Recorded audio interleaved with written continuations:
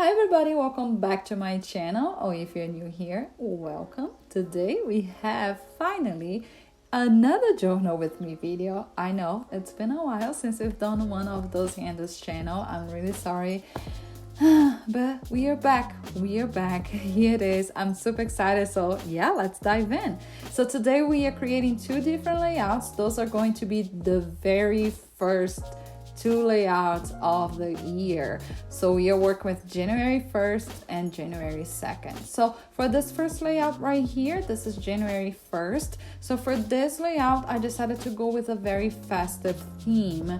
I wanted to be a theme that welcomed 2021, especially because if you are new here to this channel, you might not know that, but I don't have anywhere in my journal a yearly cover, like something that says 2021. I only work with one insert per month, and those are monthly inserts. So for instance, this insert right here that you're seeing me decorating, this is my January insert. Once January is done, I'm finished this insert and I start a brand new one for February. So I really don't have anywhere in my journal that I put it, 2021. So I thought it was appropriate to, at least the first day of the year, to kind of create a layout that says welcome 2021. So I had those very bold and big numbers. Those stickers I got it from Hobby Lobby. It's been a couple of months since I got those, but I'm sure you can find those at Hobby Lobby at any time. I don't think those go out of style anytime, but yeah, so I just decided to put them right on the top of the page. And the whole idea behind those big numbers was I was thinking about putting welcome 2021. To be quite honest, I forgot to put the word welcome in my journal. I'm gonna have to get back to this page once I'm going to write my journal entry and actually find a place to put welcome. But yeah, that was the idea behind the 2021 there, was to say welcome 2021. For the rest of the layout of this page, I didn't have a lot of writing for this day. I had it like about a small paragraph, so I was able to actually decorate it very heavily this page. Most of my day I spent really revisiting everything in my life in terms of my schedule, what I wanted to do. I also was working on my dream board and all of that stuff. I talk more about the whole process behind how I set up my goals in another video, so I'll link it above here on the screen. If you haven't had a chance to watch that video and you like that stuff, you can check it out later. But yeah, that's what pretty much I spent the day doing. So that's why I decided to pick some of those stickers that has a bunch of kind of papers that you are writing, and I put an owl on top of that. That was just to kind of symbolize that pretty much I spent the entire day planning. What else here? I also used some handmade paper that is also underneath that paper doll right there. The handmade paper, I got it from the Cafe and a Log seasonal box. I do have an unboxing video coming up soon. Probably it's going to hit this channel next week, so keep an eye for it. But that's where I got it, that handmade paper, as well as the snowflakes. So in terms of the other ephemeras that I'm using here, those owl stickers, I got it from Your Creative Studio subscription box. I do have a video already in my channel with the unboxing, so I'll link it above here on the screen so you can check it out later. The doily that I'm using here, that is this cold blue, I actually it was gifted to me by one of you guys, so I'm not sure where that one came from. And the paper doll is actually from Wendry. She's an artist that she creates a lot of those beautiful paper dolls, and I have a lot of her stickers. I absolutely love her style of drawing, and she actually had this paper doll as a free printable on her website, so that's what I got that one from. And yeah, she's kind of just celebrating the new year with some flowers on her hands, and it felt appropriate to use that doll in the first layout of the month. I'm also using some vellum paper here. I don't know if you can see because it's quite light, the color, but this vellum actually has some white details with some snowflakes. So I don't know if you can see here, but I am trying to keep up with not only a white and gold theme, but also kind of like a winter theme.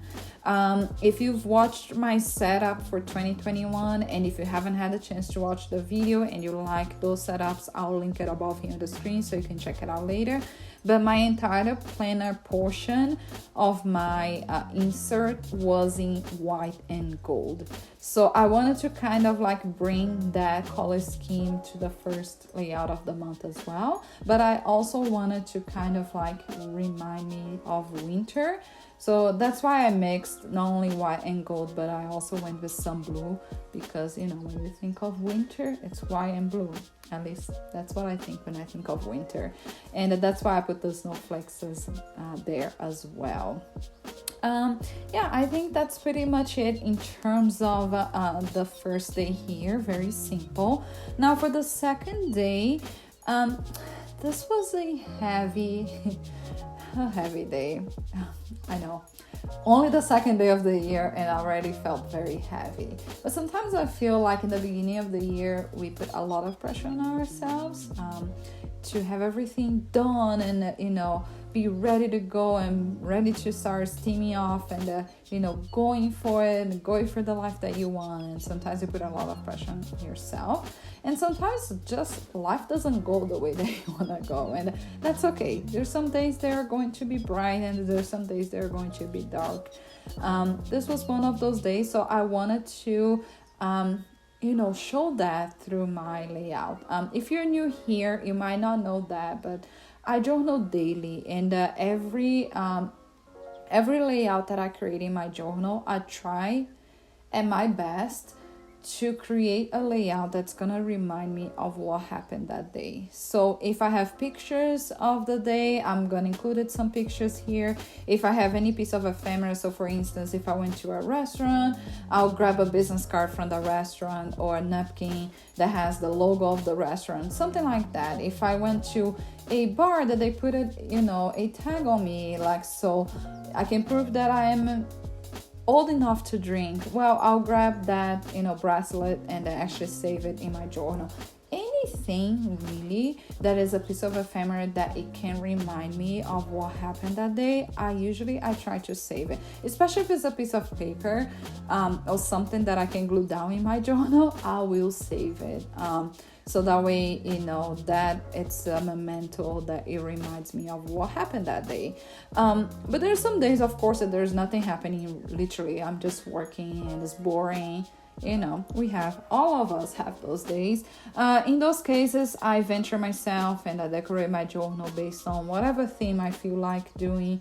I love vintage, so I like to decorate my pages a lot with vintage. But I also try to, you know, mix it up a bit and always try different layouts and different themes, so my journal is not a vintage book, so it's not too boring. So I'm always trying to, you know, give a good balance in terms of themes with my journal. And a lot of you guys comment that you guys really like the fact that I'm constantly changing up my you know, my themes and my layouts. I don't go with just one specific theme in my journal. But the whole idea really behind me decorating my pages in my journal is to, as soon as I open that page, I can vividly remind myself of what happened that day without having to read it.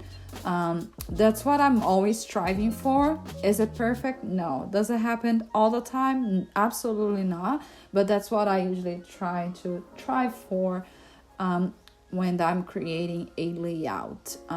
Hope that makes sense.